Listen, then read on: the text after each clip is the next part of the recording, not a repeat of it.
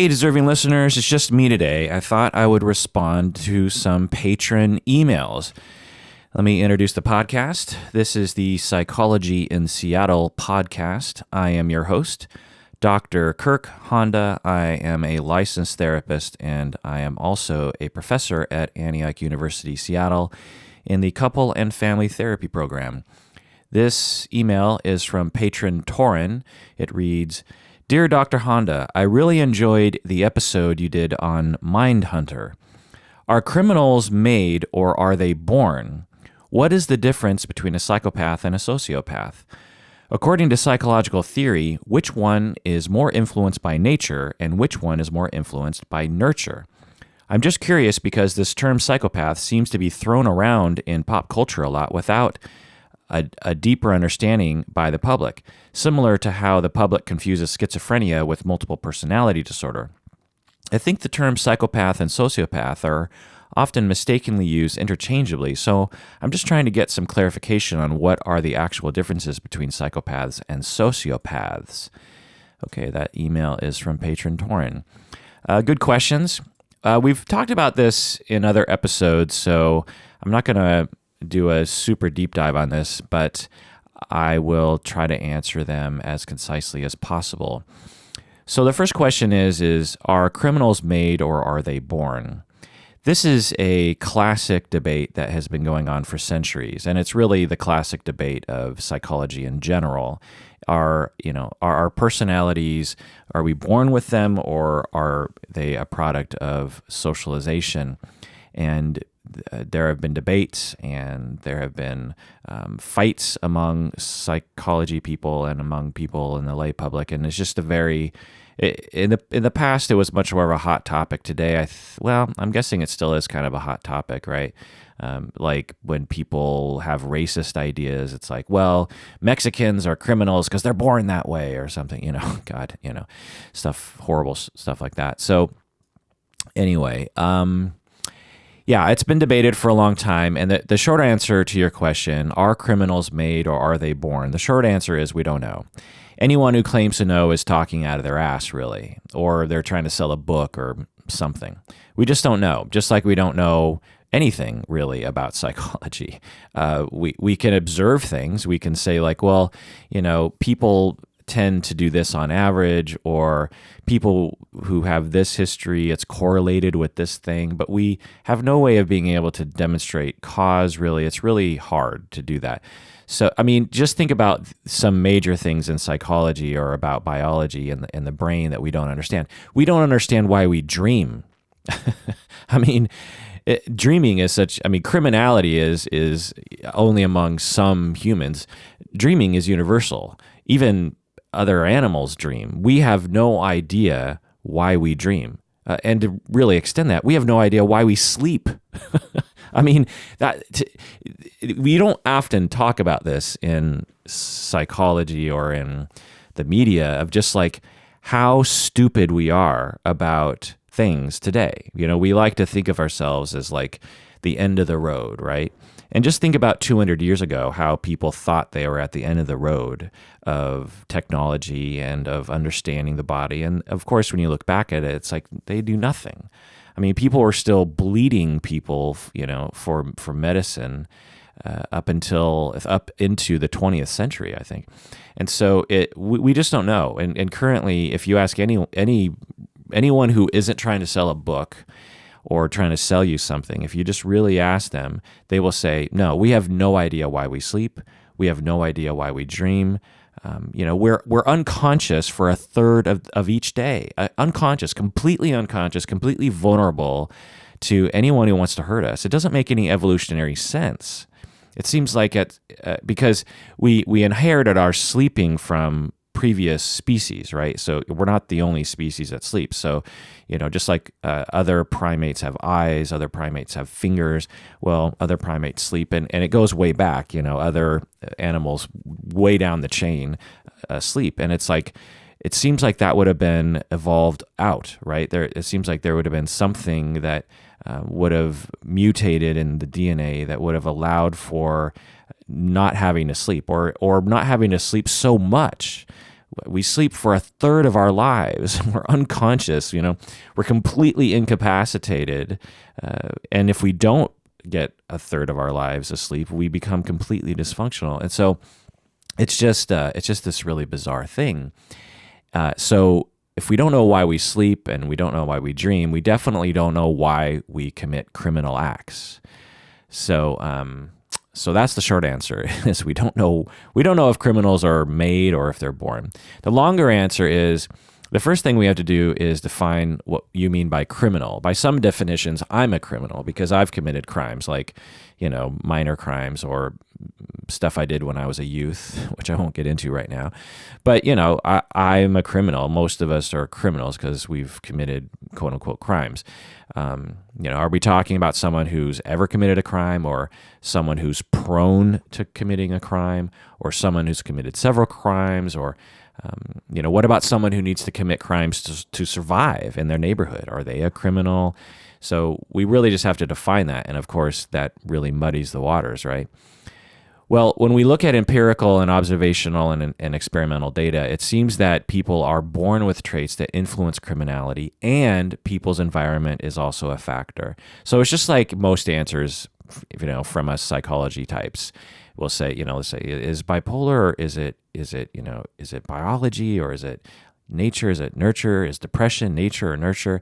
And the answer is, it's a combination of nature and nurture. So, there's that. Same with personality disorders. They seem to be related to both nature and nurture. In other words, you have to have sort of a disposition for it, and then you have to have the environmental conditions that promote it. The Psychopaths in Mindhunter, the TV show on Netflix, were good examples of this. They seemingly had very rough childhoods, and they seemingly were different from other people in that they had zero empathy for others, and they took pleasure in making other people suffer. There's lots of people who have rough childhoods, but there's only a very, very small percentage of people who would do this sort of things of the nature that the Mindhunter criminals did. So we're talking about a very odd, path of psychology and behavior.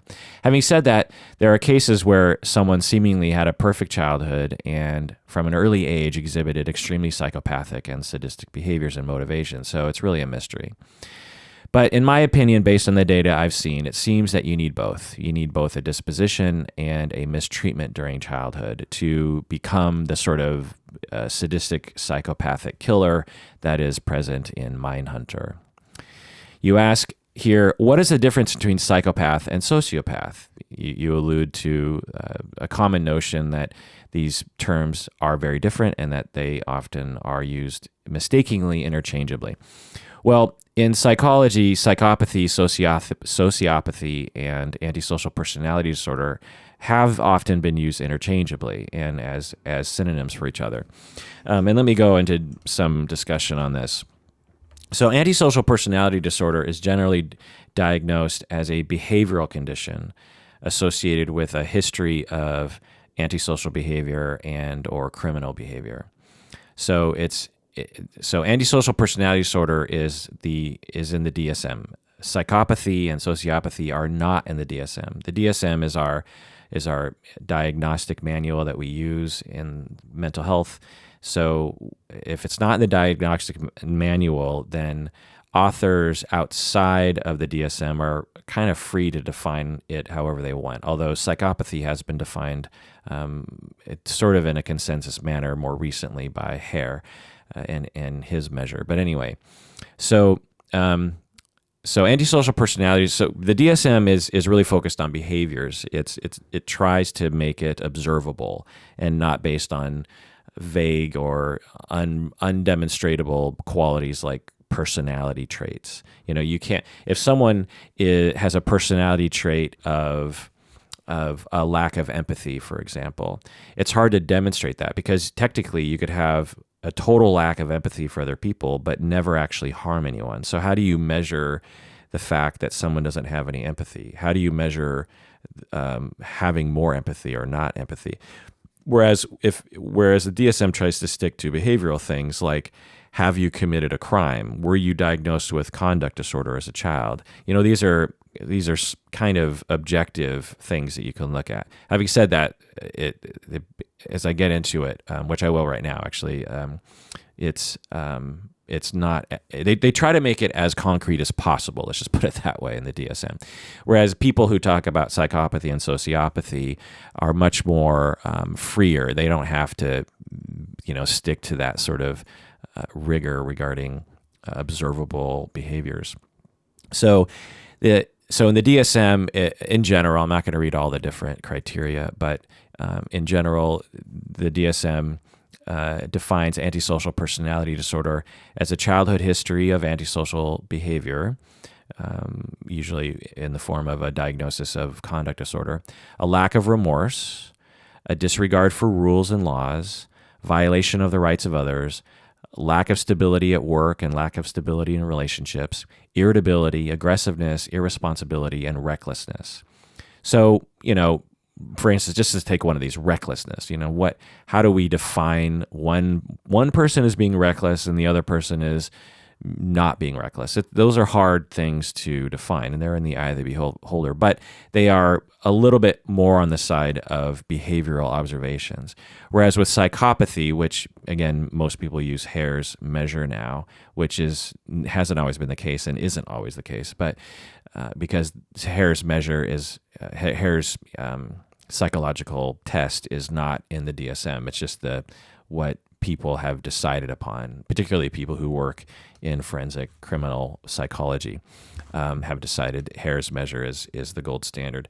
But that's just because people have just decided that. It's not, there's not a God on high who decides these things. It's just social constructs among psychologists who are just like, yeah, I think this works for us. Let's stick with this. It's just a decision. Anyway, so psychopathy, according to this emerging consensus over the last couple decades, is that you, again, have to have a childhood history of antisocial behavior, very, the same as antisocial, but you need to have a lack of empathy.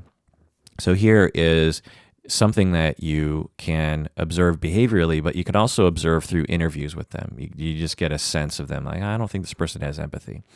A lack of remorse, which is the same as antisocial. Fake charm. So this is actually behavioral, and for whatever reason in antisocial they don't emphasize this. An inflated sense of self-worth. So here we're getting into more internal kinds of personality traits. Pathological lying, manipulative, shallow emotions, irresponsibility, promiscuous sexual behavior, blaming others and refusing to accept responsibility, and criminal acts in several realms. So, although I'm using different words with the criteria, and psychopathy is, if you just looked at the two definitions of antisocial personality disorder and psychopathic personality disorder or psychopathy, you would see different words, you would see different criteria. But really, when you break it down, it's possible that they're describing the exact same people, just with different words. So I just want to highlight that. I'll get more into that in a second. Okay, so we have antisocial, we have psychopathy, and we have sociopathy. Sociopathy is an older term that very few authors use these days, and often when they do use it in clinical literature, they just say that it's not really a useful term anymore. So sociopathy, I don't ever use that term. In my work or in my travels, I will use antisocial and I'll use psychopathy because I do think that they do describe a slightly different construct. And honestly, I like psychopathy better. A lot of people in forensic psychology, in my experience, like the psychopathy measure better because it's more descriptive, and I don't know, it just seems to fit the reality of the world a little better than antisocial personality disorder. Because historically, antisocial personality disorder has been used for some people who actually absolutely have empathy, and they have just been sort of forced into a life of antisocial. So antisocial personality disorder, to a lot of people, they don't necessarily care if it's describing an actual personality. Some people are just like, well, this guy's exhibiting like a lot of really horrible behavior, so he's antisocial. And whereas people who are applying the label of psychopathy, in my experience, they're just a little bit more careful about it. It's like, well, okay, sure, that guy's committed a lot of crimes, but is he truly a psychopath? They try to make that distinction. Now you could debate whether or not any of that is really a true use of the term antisocial. And a lot of people would say that antisocial is used too liberally, particularly in the criminal system, in the justice system, often as a sort of justification for locking people up and treating people badly. But the idea is like, there's a classic example is you have a guy who grows up in a really rough neighborhood, and in order to survive, he has to get tough, and he has to, get into fights, and he has to get a gun and a knife, and he has to defend himself. And maybe his gang is being threatened by a gang down the street, and so they have to go down the street and actually like seek out them and maybe even kill people. And by definition, for antisocial, you're like, wow, that person's antisocial, but their personality is actually not, they actually have empathy. They're actually doing all these things to survive. Like, you wouldn't call a soldier in World War II antisocial, right? You would just say, well, he's in the military. But what about him killing and stabbing and just ruthlessly butchering hundreds of enemy soldiers? Isn't that callous? Isn't that lack of remorse? Isn't that to some extent murderous and criminal in some ways?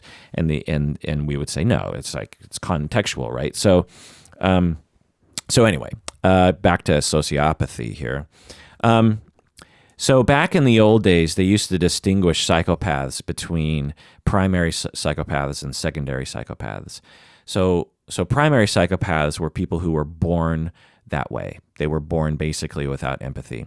And then secondary psychopaths were people who were socialized to become, who were socialized to act like a psychopath, essentially.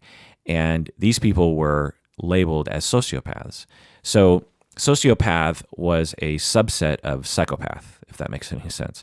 And they were essentially, through their childhoods, they were pushed in a direction that they wouldn't have gone normally towards psychopathic behavior and a psychopathic way of thinking. But they presented much differently. They might have empathy, actually, for other people. They might be suffering a lot more. Primary psychopaths, in the old literature, they would sort of define as just someone who just was born that way. They don't care, and they'll never care, and they're not suffering. They're just like bumping up against society and getting in trouble, and they don't really know why, and they don't really care. Whereas sociopaths have been abused and traumatized, and they're sort of acting out their trauma and their difficulty, but deep down they're a good person. They have a good foundation of a personality, and with treatment they can actually be quote unquote cured. So again, back in the old days, for the most part, sociopathy was a subset of psychopathy, in which it was someone who, it was basically a created psychopath, but someone who could be unmade a psychopath, whereas a primary psychopath, they're born that way and they're stuck that way. So you'll hear that often. You'll say, well, a sociopath is someone who had a rough childhood and isn't really the same as a psychopath. A psychopath is truly an evil human being. But in today's world, again, sociopath isn't used. I've never known a psychologist to actually diagnose someone with sociopathy. I'm sure it happens sometimes, but the main terms are antisocial personality disorder, which is in the DSM, and then you have this psychopathy, which is defined mainly by Hare's 20-item measure. And sociopathy isn't used at all. Maybe in conversation it'll be used.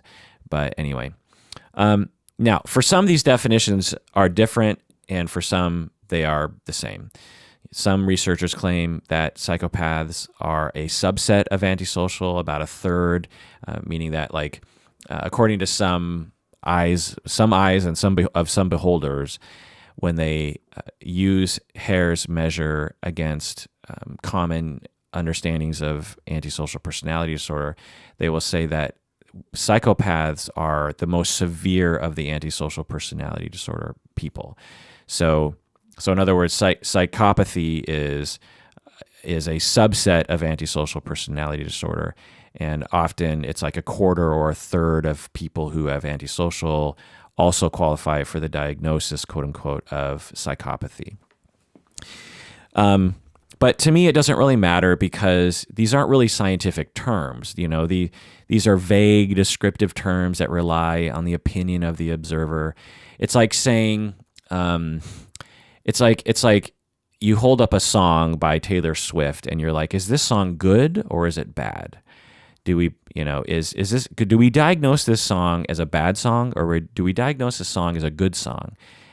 I hope that demonstrates that it really depends on the opinion of the individual who is assessing the song. It also depends on the culture you're in. Some people in the United States are going to look at it different than someone in Japan, who's different from Mongolia, different from India, different from, Lebanon. Everyone, culture is going to affect the way you look at it. Also, time and when in time.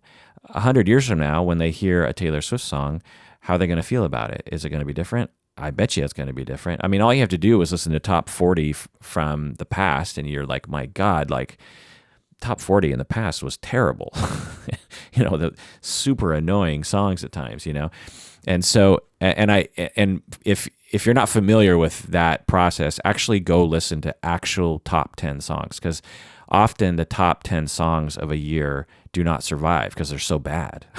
When you think back, you're like, oh, the 60s were great. Music in the 60s was so good. It's like, no. You're just thinking of the songs you like from the 60s, or the songs that are survived from the 60s. If you actually listen to top 10 songs from the 60s, you're like, man, pop music has sucked since time immemorial. 50s, 70s, 80s. Although, since I grew up as a teenager in the 80s, there are certain years like 1984 or 85, 83 to 85-ish, where I was a 13-year-old and in love with top 40, and so therefore all the top 40 songs from those years are awesome. But that's just because I was primed at that age. But anyway, so when we look at psychopathy and we look at antisocial personality disorder or sociopathy, these things aren't real things. Just like a bad song isn't a real thing, a good song isn't a real thing. When we look at a tree, or we look at a salamander, or we look at a granite rock, or we look at diamonds, or we look at carbon, or we look at the sun, these are concrete, actual things. When we look at antisocial personality disorder, this is just a construct that a small group of people have decided to define through these descriptive words like irritability or lack of remorse or aggressiveness. When we look at songs, if we try to define what is a good song, you could say like, well, a good song is one that has a consistent rhythm. A good song is something that stays within a particular key, at least for a time. A good song is something that stays in tune. A good song is something that doesn't have wild changes and doesn't wobble around. There's certain. So you could try to define it that way, but I guarantee you could come up with examples of good, quote unquote, good songs that maybe you like that don't follow that convention. Plus, you could find terrible songs that do follow those conventions. And so we all understand that that's art. Well, when it comes to the distinction or even the label between not having antisocial and having antisocial, I hope you understand that there's a gray zone. And unless you fit the criteria exactly, which a lot of people don't, then it's like, well, it's up to the eye of the beholder, right? So it actually really bothers me when I hear pedantic people say, hey, those are different terms. Antisocial is different from psychopathy and different from sociopathy. And I'm just like, well, sort of, but really, the only consensus we can really say in our field is that we have a fairly as clear as possible definition of antisocial personality disorder because it's in the DSM. Psychopath and sociopath have been defined by some authors, but but not to the point that an Antisocial has. And, and I hope that this demonstrates the nature of psychological labels and diagnosing. And I've talked about this many times before. It's based on opinion of the people who define the criteria. It's based on opinion of the people who are observing the individual in question. It's based on the opinion of applying those criteria. Now, it's based on quote unquote research, right? It's based on people. It's not the DSM authors don't just wake up in the morning and just say, I think I'll do this. No, they look at the research and they look at the literature and they look at the understandings. But all of that research is not the same kind of research that we do when we look at granite or when we look at a diamond. When we look at a diamond, we have technologies that allow us to study the exact components of a diamond.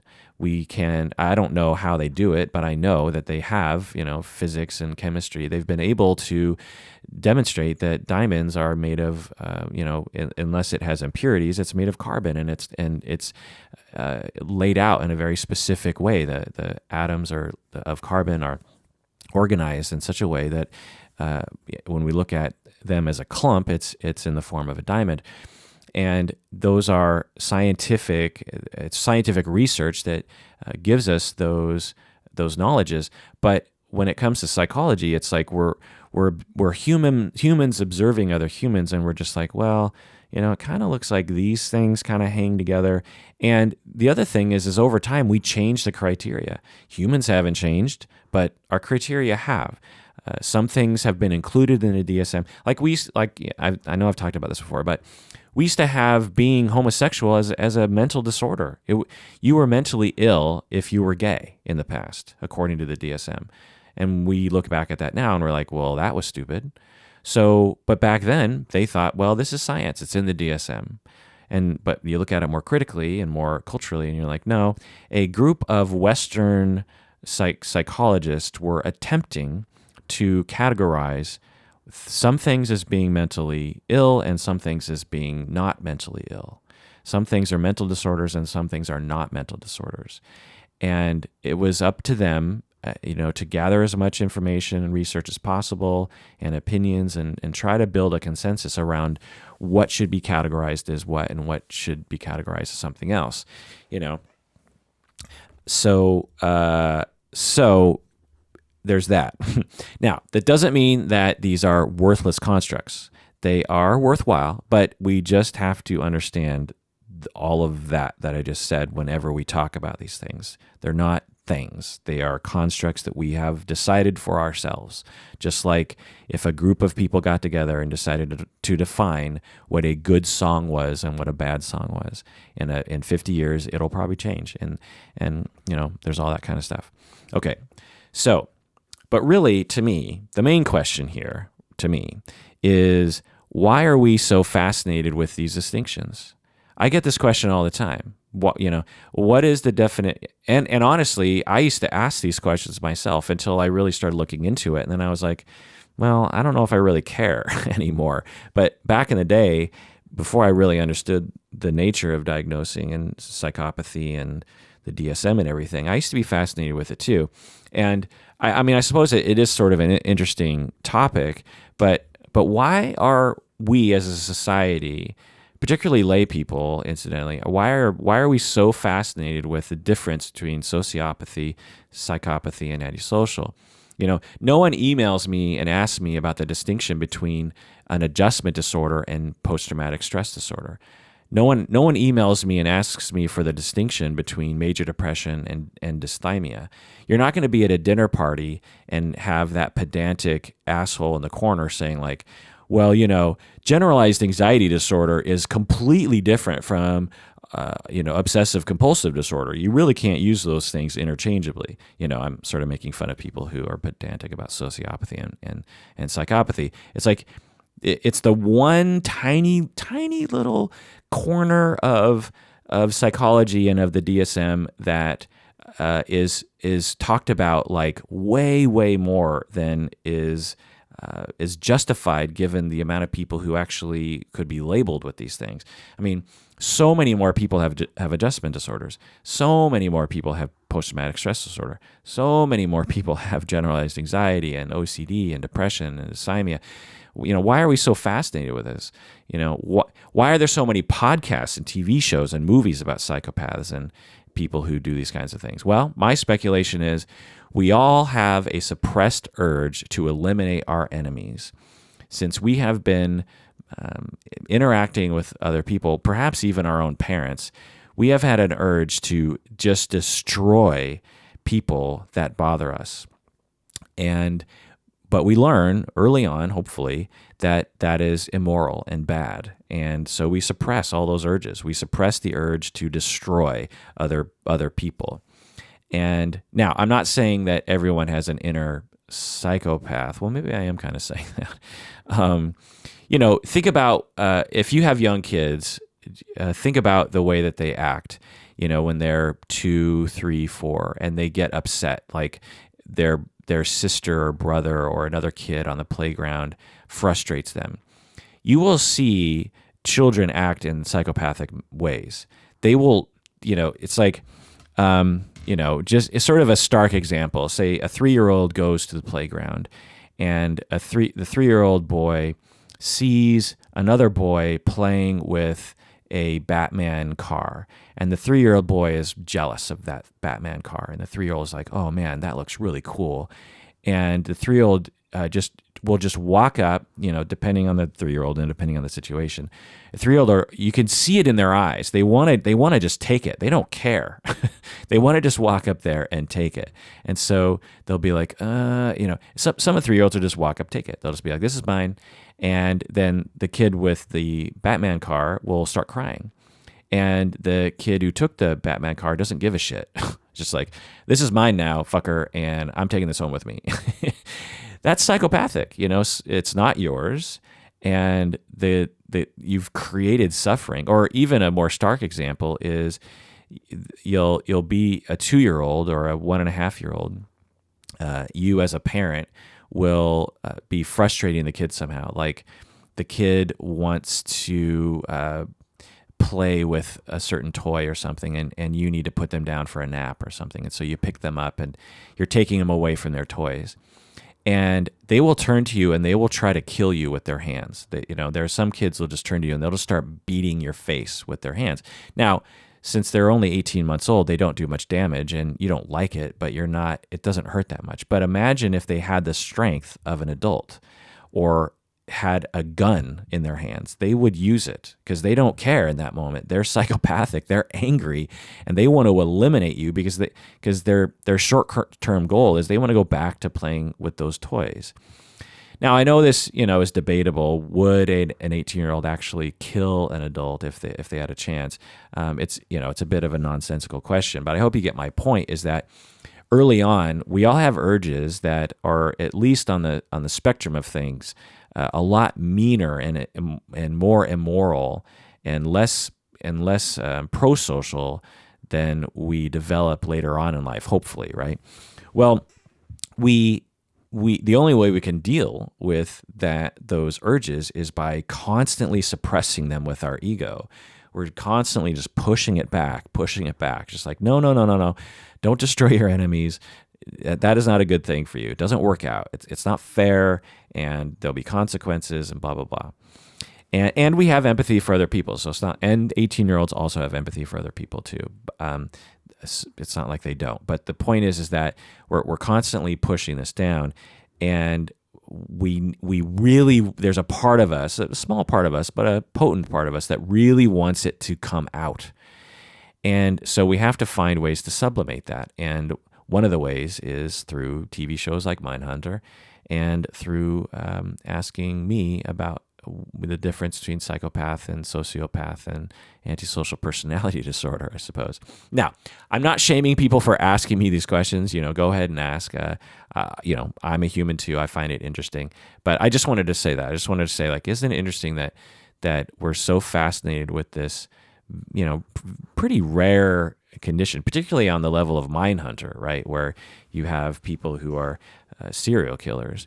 these are extremely rare individuals, and why are we so fascinated with it? It's the same with spree killings right now. If you ask someone in general, the tragedy that happened in Florida, you ask the average American or even the average human on the planet, where are we headed in terms of crime and murder? And they'd say, well, it's just getting worse, right? It's getting worse and worse and worse.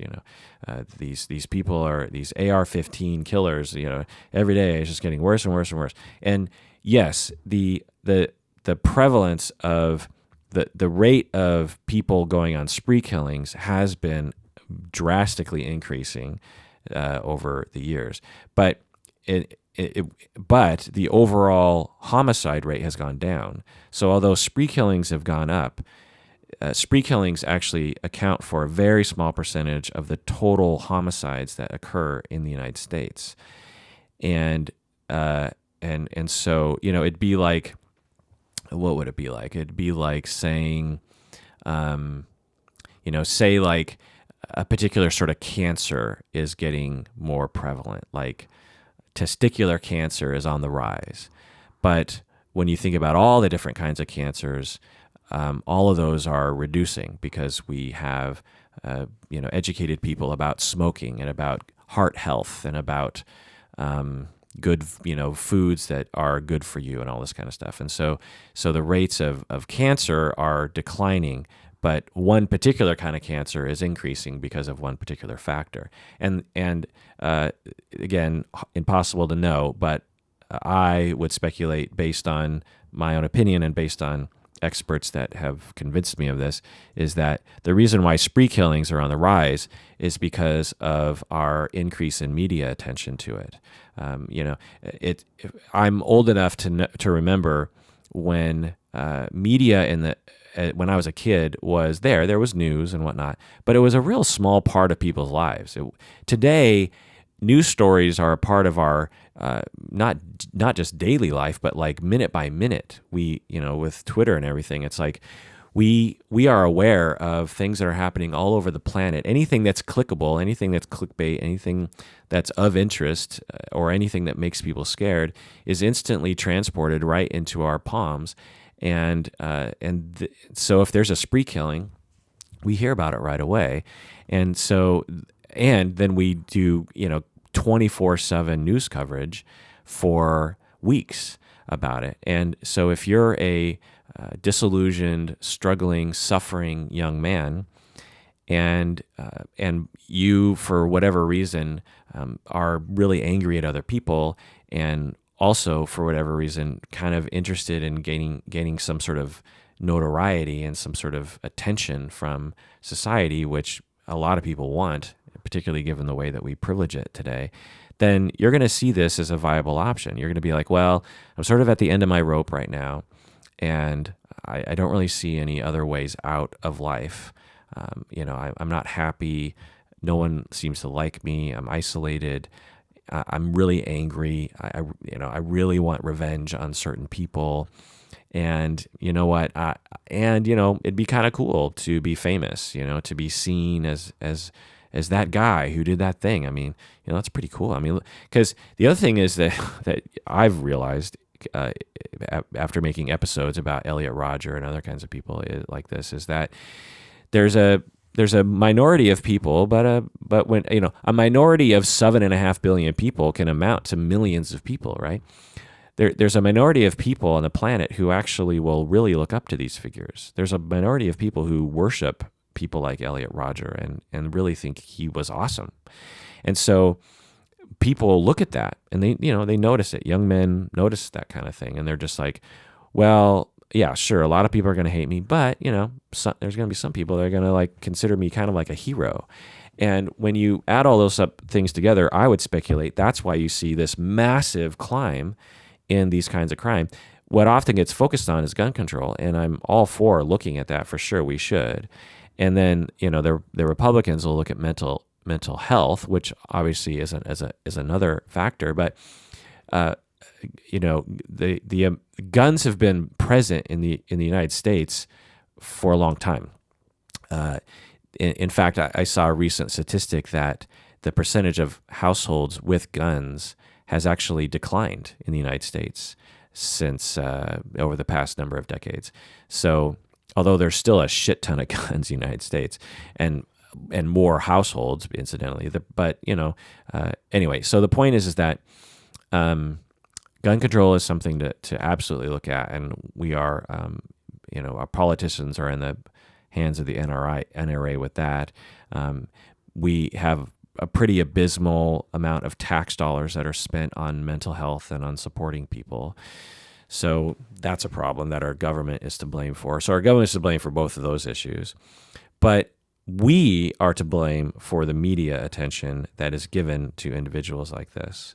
And we are to blame for being fascinated with it to the point that we encourage media companies to produce content like this because it sells ad revenue, right?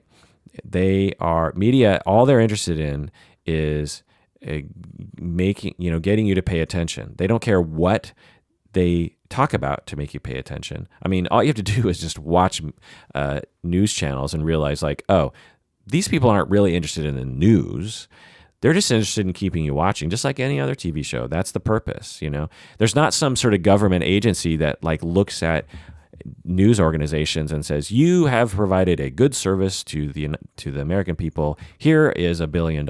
No, all of their money comes from ads. And so, and ads are paying them for viewers. They're not paying them for Pulitzer prizes or anything like that. So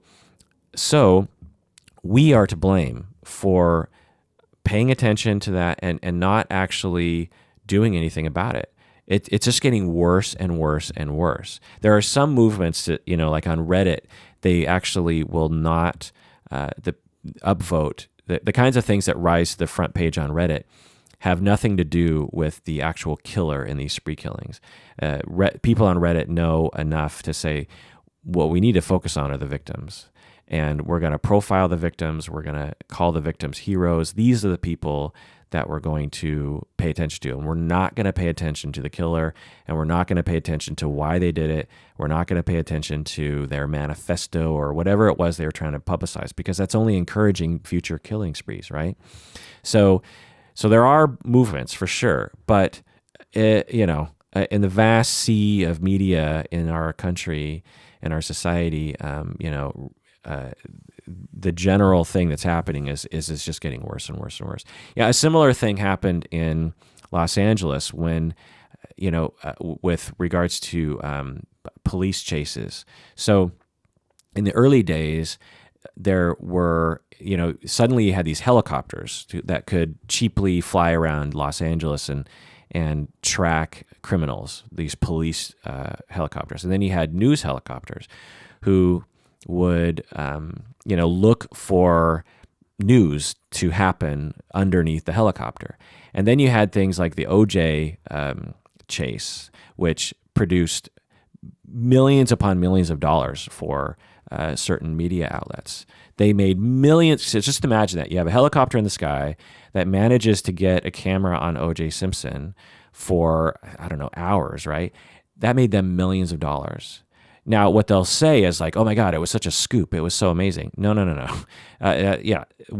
What happened in a very, very real way was these media companies managed to find something to point their camera at that people paid attention to so they could sell you commercials. And so eventually these news companies started going, this is worth investing in. Let's spend money on, buying a helicopter ourselves, and we'll actually employ particular, or we'll contract for this sort of service. And yes, please, helicopter news people, send us, car chases, because people love watching car chases live. And then, lo and behold, as that became a trend, people started purposely getting into car chases with the cops because they wanted to be famous. They would drive around, and there's actually like a mini documentary about this on YouTube, I think. People started driving around and waving at the camera, and they weren't even really they hadn't really done anything bad. They would just like in the old days, it'd be like there was a murder and they're trying to get away, or or a robbery and they're trying to get away, or O.J. Simpson, and make your own judgment there. But people are trying to actually get away, and they just happen to be caught by the cameras. But there was a subset of people who weren't actually running away from anything, or they were running away from something quite minor, and they thought, well, I might as well string this out to get famous. And they would drive to their old neighborhoods, and they would pose for selfies with people, and they'd get back in the car and they'd speed off.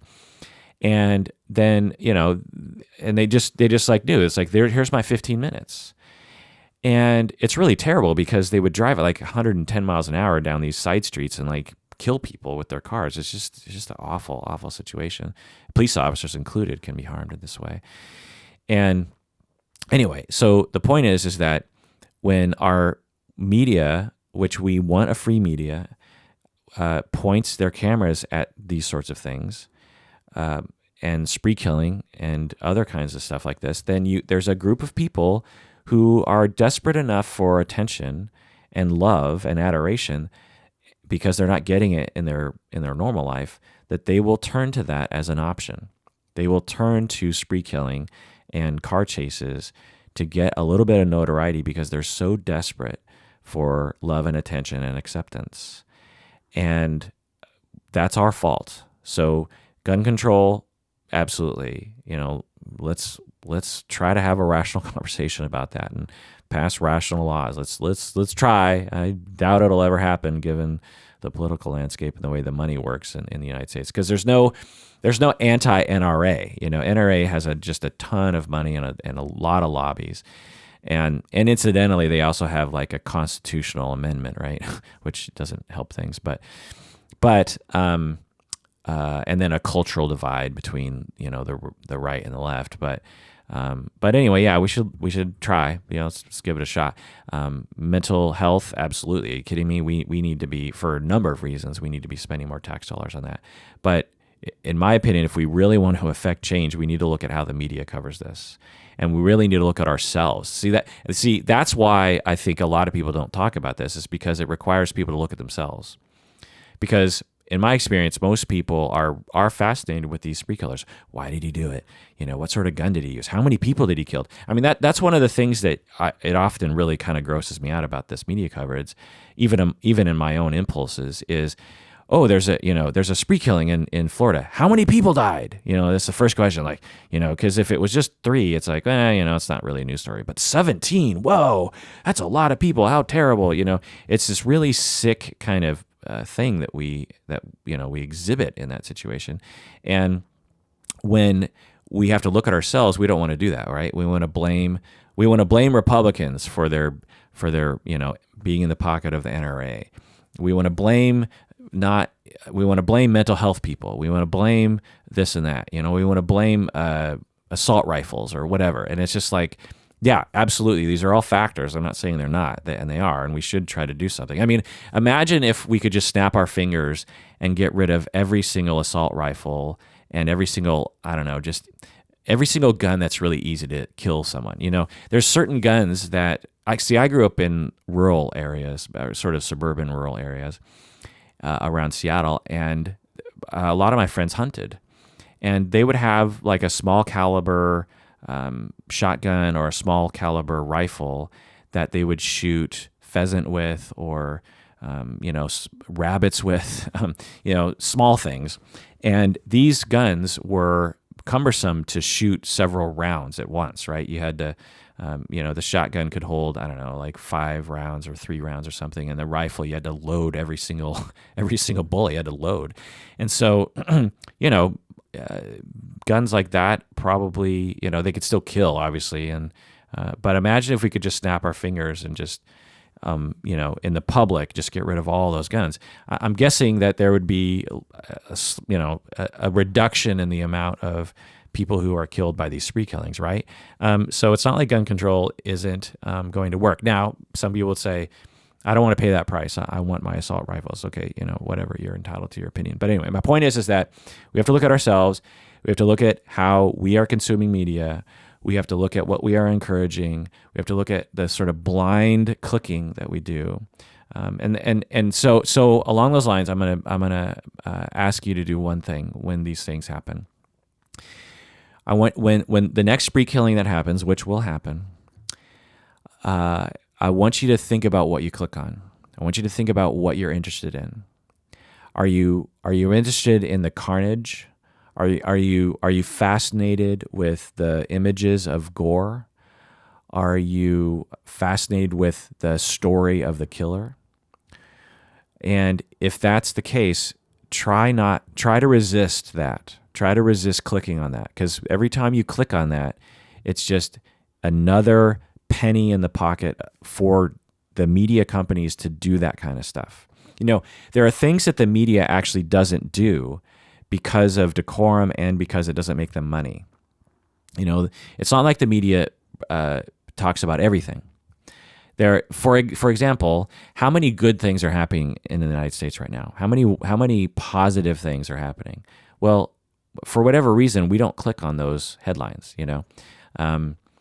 Kid rises above his station and manages to get into Harvard or whatever.